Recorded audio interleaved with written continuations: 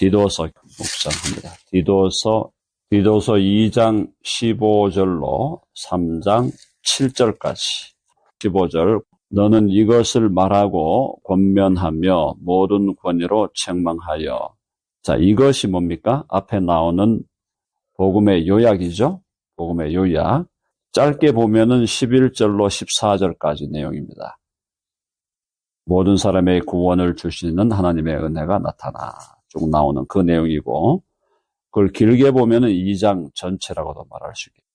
자, 그래서 너는 이것을 말하고 권면하며. 권면하는 것은 좀 순하게 말하는 거죠. 순하게. 권면하는 것은 그렇게 했으면 좋겠다. 그렇게 하는 게 어떻겠냐. 이렇게 하는 건데, 뒤로 가면 좀 강한 말이 나옵니다. 모든 권위로 책망하여. 이렇게 나와요. 책망하여. 지금 이제 목회 현장에서 목회자가 성도들을 책망하는 경우는 그렇게 많지는 않습니다. 그런데 오늘 이 그레데 교회의 상황은 상당히 비상 상황이에요. 교회가 지금 완전히 헝클어져 있는 상황이거든요. 그래서 모든 권위로 책망하여. 이건 뭐냐면은 강력한 책망을 해라는 거죠. 강력하게 책망해라. 누구에게든지 업신여김을 받지 말라. 디도도 젊은 사람이었기 때문에요. 디도도 이때 한 40대쯤 됐다고 봐야 되겠죠. 그러면 젊은 사람이니까 이게 지금 가서 좀 나름대로의 권위 행사를 하려고 할 때 업신여기는 사람들이 나올 수 있습니다. 그러니까 목회자들이 목회 현장에서 진정한 의미의 권위로 잘 책망하고, 또 목회자들에게 있는 그 직위가 갖고 있는 특정한 직위를 잘 활용해서 교회의 질서를 세워라라는 것입니다. 자, 이것이 이제 굉장히 중요한데요. 만인 제사장이죠. 만인 제사장. 우리 교회는, 우리 개혁교회와 개신교회의 원리는 모든 성도들이 다 영적인 제사장이다. 평등의 원칙입니다. 그죠? 평등의 원칙이고, 그 모든 성도의 사제직, 거기에 기초해서 은사를 따라 기능과 직분을 달리한다는 건데요. 자, 그럼에도 불구하고 우리가 어떤 유교적 하이어아키를 추구하지는 않습니다. 그거는 기독교와 다른 거기 때문에. 그러나 성경에서 일정한 질서를 유지하도록 하는 그런 부분이 있기 때문에 두 가지를 좀 우리는 상당히 조화롭게 가지고 가야 된다라는 거죠. 자, 3장에 보니까 문제인들을 또 계속 지적하는 겁니다. 지금 여기 문제 있는 사람들이에요. 자, 이 그레데 교회에 있는, 자, 너는 그들로 하여금 통치자들과 권세 잡은 자들에게 복종하며. 이건 이제 정치적인, 그리스도인의 정치적인 책임인데요. 자, 통치자들과 권세 잡은 자들, 우리나라 말로 위정자들인데, 이런 사람들에게 일단 기본적인 태도는 복종해야 된다.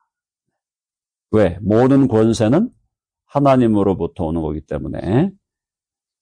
자, 그래서 기본적으로는 복종하며 순종하며 모든 선한 일 행하기를 준비하게 하며. 그러니까 이제 그리스도인들이 정치적으로 막 무질서를 조장한다든가 폭력을 조장한다든가 이렇게 하면 안 된다는 얘기죠. 어쨌든 기본적으로는 복종하며 순종하는 자세로 나아가되, 만약에 국가가, 정부가 야 우상 숭배해라, 일제시대처럼 동방요배해라, 북한처럼 뭐 김일성 숭배해라, 그러면 그건 안 된다는 거죠. 그때는 목숨을 내놓고 저항을 해야 됩니다. 그때 폭력을 행사하라는 게 아니라 그때 목숨을 내놓고 저항해서 자신의 신앙을 위해서 생사간에 싸워라라는 얘기죠. 모든 선한 일 행하기를 준비하게 하며. 선한 일이 계속 나오죠. 지금 2장 14절에도 선한 일, 또 3장 1절에도 선한 일인데, 선한 일 제가 어제 말씀드린 것처럼 나누는 것이라 했습니다. 나누는 거, 선한 일. 헬라어 원문상으로 아가토수네라는 단어를 쓰는데요. 이게 관대한 나눔이란 뜻이에요. 자, 그래서 선한 일을 행하기를 준비하게 하며 관대하게 나누라. 희생적으로 나누는 것이 선한 일입니다. 라이프를 나누고 가스펠을 나누라 그랬습니다. 자, 2절 같이 읽어볼까요? 시작. 아무도 비방하지 말며 다투지 말며 관용하며 범사의 온유함을 모든 사람에게 나타낼 것을 기억하게 하라. 너희들 비방하지 마라. 교회가 무질서하면은 서로에 대한 비방이 난무합니다. 또 무질서하니까 다투죠. 그리고 관용하지 않습니다. 참지 않습니다.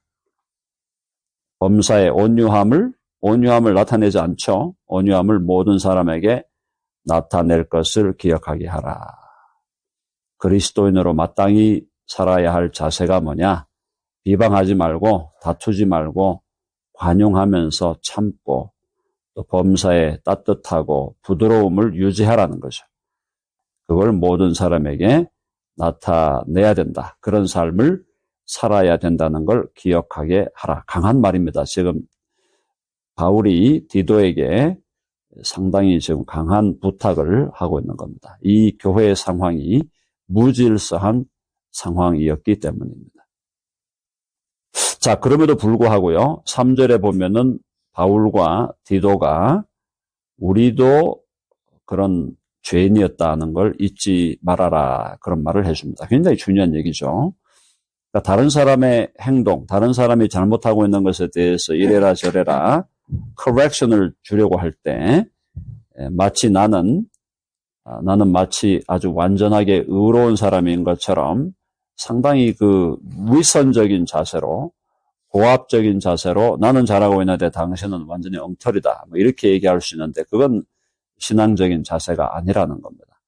나의 본래적인 죄악성과 연약함을 통렬히 인정하면서 다른 사람을 correction 하라는 거죠. rebuking 하고 correction 할 때도 나 또한 그런 어리석은 죄에 빠졌던 인간이고 지금도 때때로는 그러한 죄악 가운데 고통당하는 사람이라는 걸 인정하면서 하라는 거죠. 이게 복음이에요. 그러니까 복음이라는 것은 일방적으로 나는 잘났는데 너는 왜 이렇게 못해? 이렇게 나가는 게 아닙니다. 그거는 복음이 아닙니다.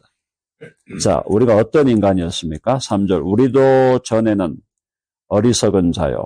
어리석은 자들이죠. 어리석은 자이죠. 어리석은 자라는 게 우리가 뭐 지혜가 없고 지식이 없다 이렇게 얘기할 수 있는데 성경에서 어리석은 자는 하나님이 없다고 하는 자가 어리석은 자예요. 하나님이 없다고 하는 자가 어리석은 자예요. 그러니까 처음에 우리가 예수님 믿기 전에는요. 하나님이 있다고 생각하지 않죠. 자, 어리석은 자요. 순종하지 아니한 자요. 위로 하나님께 순종하지 아니하고 또 아래로 부모님들께 순종하지 아니하고 여러 가지 면에서 순종치 아니하는 자다. 그다음에 속은 자요. 속은 자요. 속임을 당했다. 속임을 당했지만 또 우리도 속이는 자였죠. 여기서 속은 자라는 것은 속이는 자였다라는 것을 함께 포함하고 있습니다. 자, 여러 가지 정욕, 어떤 정욕입니까? 육신의 정욕, 안목의 정욕, 이생의 자랑, 이름을 내고 얼굴을 내고 쾌락, 그다음에 여러 가지 정욕과 행락은 쾌락이죠. 쾌락의 종노릇한 자였다. 노예가 되어 있었다. 비근한 뭐 술이나 담배 이런 걸 포함해서 온갖 더러운 쾌락에 종노릇하던 자였다. 이것이 드러나기도 하고 안 드러나기도 합니다. 그러니까 이게 정욕과 행락 그럴 때 아주 현저하게 드러나는 사람들은 뭐 완전히 뭐 심각한 데를 막 다니는 사람들이고 이런데 막 안 다니더라도 속으로는 또 그런 또 다른 사람 몰래 또 이런 정욕과 행락을 해 종노릇하는 것이 인간의 본성, 죄된 본성인데요. 여러 가지 정욕과 행락에 종노릇한 자요. 그다음 더 나가서 악독, 투기를 일삼은 자요. 무서운 얘기입니다. 일삼았다 얘기는 이거는 뭐 완전히 그냥 거기에 허비추얼하게 습관적으로 악독한 마음과 투기의 마음을 가졌다. 이게 이제 바울 자기 얘기죠, 사실은. 바울 자신이, 바울이 얼마나 악독했습니까? 그가 이제 물론 모르고 행한 거지만은 자기가 유대교에 빠져 있다 보니까, 유대교에 완전히 빠져 있다 보니까 예수 믿는 자를 잡아 죽여야 된다. 그 일념으로, 그 일념으로 바울은 예수 믿는 사람들을 다 잡아 죽이고 감옥에 가두고 했는데, 그때 혈기가 왕성했다. 그러니까 혈기에 찼다 그랬죠. 거의 막 살기죠, 살기. 살기가 가득하여 사람을 죽이는 그런 일에 앞장섰던 사람이 바울입니다. 자, 그래서 악독과 투기를 일삼은 자요, 가증스러운 자요. 하나님 보시기에 가증스럽다. 하나님의 심판을 받아야 마땅한 자들이죠. 피차 미워한 자다. 나도 미움을 당했지만 다른 사람을 미워했던 자였다. 인간의 전적인 타락입니다. 3절이요. 인간의 전적인 타락. 인간 본성이, 자, 이걸 이제 인정하느냐 안 하느냐에 따라서 구원 얻느냐 못 얻느냐에 달려 있습니다. 이걸 내 모습이다라고 인정하는 사람은 예수님께로 오게 되는 거고요. 이거 내하고 상관없는데 하는 사람은 주님이 필요가 없는 거죠. 자, 이런 상태에 있었지만, 자, 4절. 복음을 듣고 구원을 받습니다. 우리 구주 하나님의 자비와 사람 사랑하심이 나타날 때에, 이게 바로 구원의 때, 복음의 때입니다. 우리 구주 하나님의 자비로 구원받는 겁니다. 그죠? 우리는 하나님의 자비로 또 사랑으로 구원을 받는 것. 은혜로 구원을 받는단 말이 그 말이죠. 오직 하나님께서 우리들을 불쌍히 여기셔서 또 우리가 아직 죄인 되었을 때에 그리스도께서 우리를 사랑하심으로 그리스도께서 우리를 위하여 죽으심으로 하나님께서 우리에게 대한 자기의 사랑을 확증하셨다. 자, 하나님의 자비와 그리스도의 사랑, 십자가에 죽으시는 사랑이죠. 죽으시는 사랑. 그것이 나타날 때에 5절 읽어봅시다. 시작. 우리를 구원하시되 우리가 행한 바 의로운 행위로 말미암지 아니하고 오직 그의 긍휼하심을 따라 중생의 씻음과 성령의 새롭게 하심으로 하셨나니. 참 놀라운 얘기입니다. 우리를 구원하시되 우리를 악에서, 죄에서, 사망에서, 마귀로부터, 지옥으로부터 우리를 구출한 거죠. 구원했다, 구출하셨다 이 말이에요. 구원하시되 우리가 행한 바 의로운 행위로 말미암지 아니하고. 의로운 게 뭐가 있습니까? 의로운 게 뭐가 없어요. 우리가 행한 바 의로운 행위가 하나도 없습니다. 아무리 의롭다고 예수님 믿기 전에 의롭다 하고 살았다 할지라도 그것은 다 자기 중심적인 의예요. 자기 의를 세우려는 겁니다. 그러니까 그건 하나님 앞에 의로운 것이 아니죠. 그래서 우리가 행한 바 의로운 행위로 말미암지 아니하고 오직 하나님의 은혜로 어떻게? 오직 그의 긍휼하심을 따라. 긍휼이 은혜와 자비와 사랑 다 같은 말입니다. 여기서는요. 자, 한번 해봅시다. 오직 은혜로, 오직 긍휼로, 오직 사랑으로, 우리를 구원하셨다. 아멘 하시죠? 네, 그거밖에 없습니다. 네, 오직 그의 긍휼하심을 따라, 오직 그의 긍휼하심을 따라. 주께서 우리를 긍휼히 보셔서, 불쌍히 여기셔서 우리를 구원하시는데 어떻게 했냐? 중생의 씻음. 중생은 거듭나는 거죠. 거듭남의 씻음. 거듭남으로 우리의 영혼이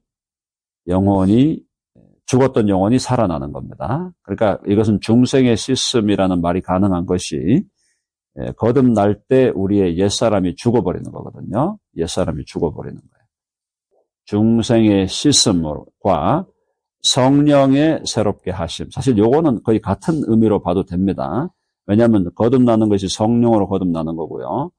씻음을 받는다는 것은 새롭게 된다는 걸 얘기하니까. 결국 중생, 거듭남의 씻음과 성령의 새롭게 하심. 새롭게 하신 것은 새로운 피조물을 만든다 이 말이에요. 새로운 피조물을 만들었다. 그래서 우리를 여기 지금 씻음과 성령, 물과 성령 느낌이 나죠? 그거 보이세요? 예수님께서 물과 성령으로 거듭나라 하는 그 말을 지금 바울이 약간 이렇게 표현을 조금 다르게 하면서 같은 얘기를 하고 있는 겁니다. 중생의 씻음과 성령의 새롭게 하심. 그러니까 결국은 물과 성령으로 거듭남과 새롭게 하심. 그 얘기예요. 그러니까 예수님이 한 얘기를 지금 바울이 하고 있는 얘기입니다. 물과 성령으로 우리가 거듭나게 되었다. 중생의 씻음, 죄사함을 얘기하는 거죠.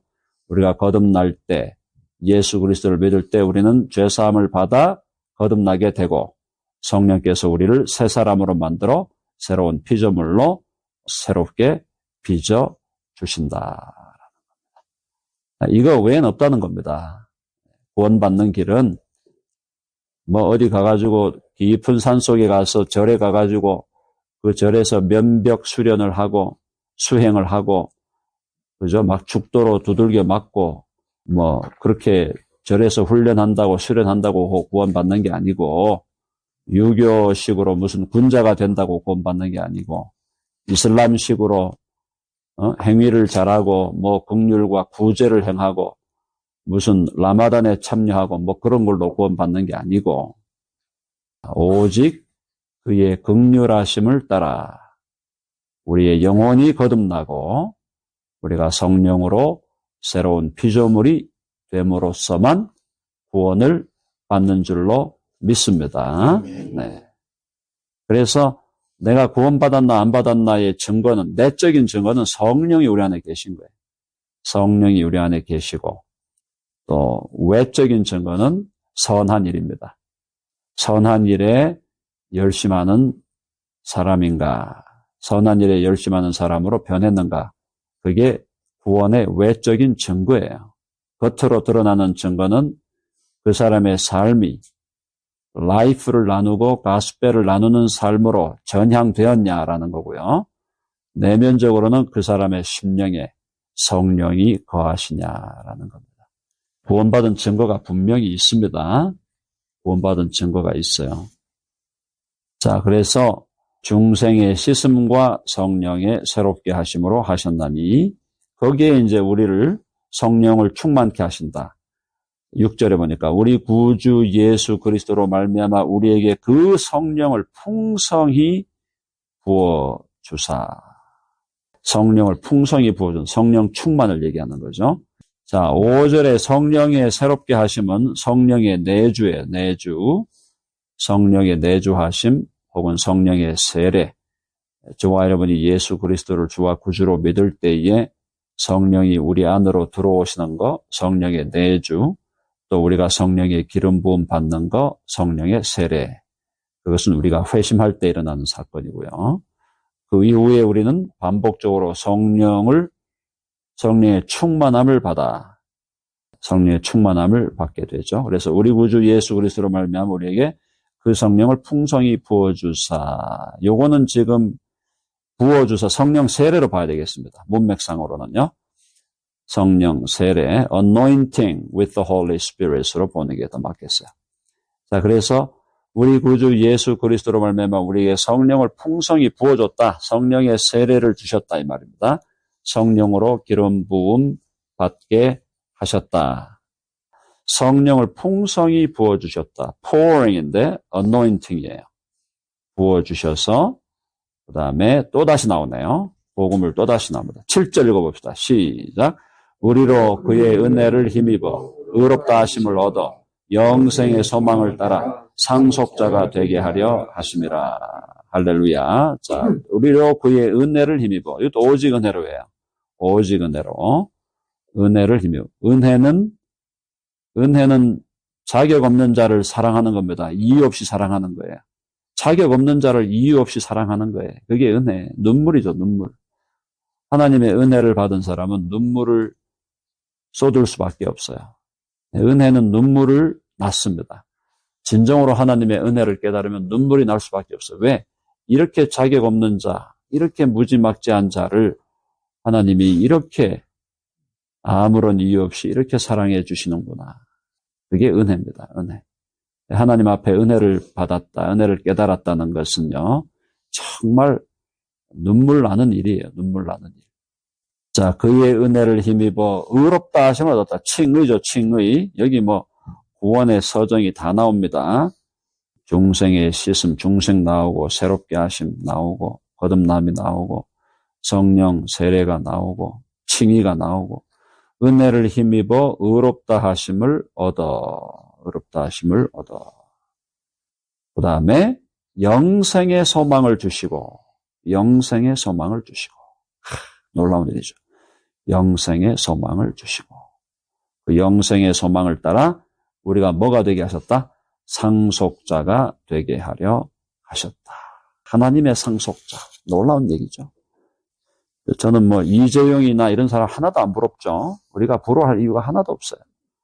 이재용이 예수 믿으면 뭐 감사한 일이고, 예수 안 믿으면은 겨우 자기는 이건희의 상속자밖에 되지 않았잖아요. 나는 하나님의 상속자. 온 우주의 왕이신 하나님의 상속자.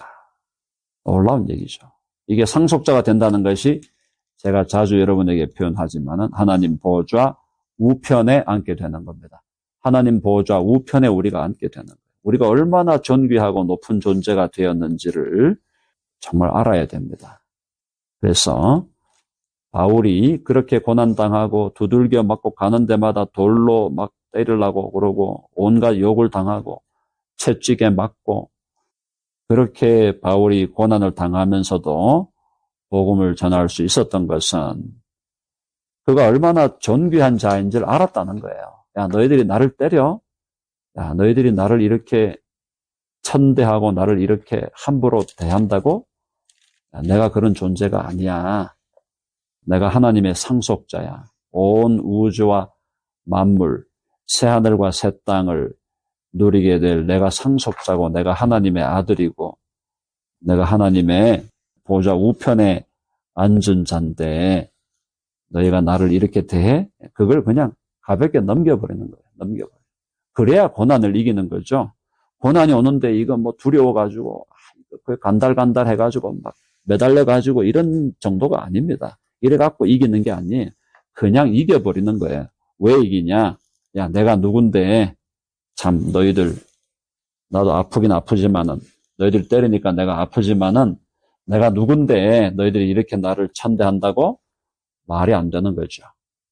자, 그래서 하나님의 상속자라는 자의식, 자기 정체성 이것이 어떠한 고난과 시련도 이길 수 있도록 그 사람을 완전히 미션 드리븐 사명에 이끌리고 사명에 의해서 추동되는 삶을 살아가게 된다는 것입니다. 사랑하는 여러분, 우리가 우리 자신에 대해서 계속 제가 그 얘기 드렸죠. 절대 자신을 과소평가하지 말라 그랬습니다. 나를 과소평가하게 하는 것은 마귀가 하는 짓이에요. 마귀가. 하나님 앞에서 내가 죄인이다. 그건 인정해야죠. 뭐 그건 하나님 앞에 내가 죄인이라는 것은 만번이고 인정해야 되는 일이고 그것 외에 나에 대해서 자책을 하고 막 온갖 자기를 막 학대하고 그거는 마귀가 하는 거예요. 마귀가. 하나님은 우리를 그렇게 부르신 게 아닙니다. 너는 내 아들이야. 너는 내 딸이야. 내가 너를 보고 얼마나 내 기쁨을 그가 너로 인하여 기쁨을 이기지 못하시며 너를 잠잠히 사랑하시며 즐거이 부르며 기뻐하시리라. 하나님은 우리를 보면서 미소 짓고 있는데 우리는 늘 하나님 보면서 인상 짓고 있는 거예요. 하나님은 우리 보고 늘 미소 지으면서 웃고 내 아들 내 딸 이러고 있는데 우리는 하나님 보고 온갖 인상을 다 쓰고 그냥 하나님한테 그렇게 어리석은 삶을 살면 안 된다. 내가 누구냐? 하나님의 아들이요 딸이다. 상속자라는 사실을 기억하시고 주님을 향하여 항상 미소 짓는 저와 여러분 되시기를 간절히 바랍니다.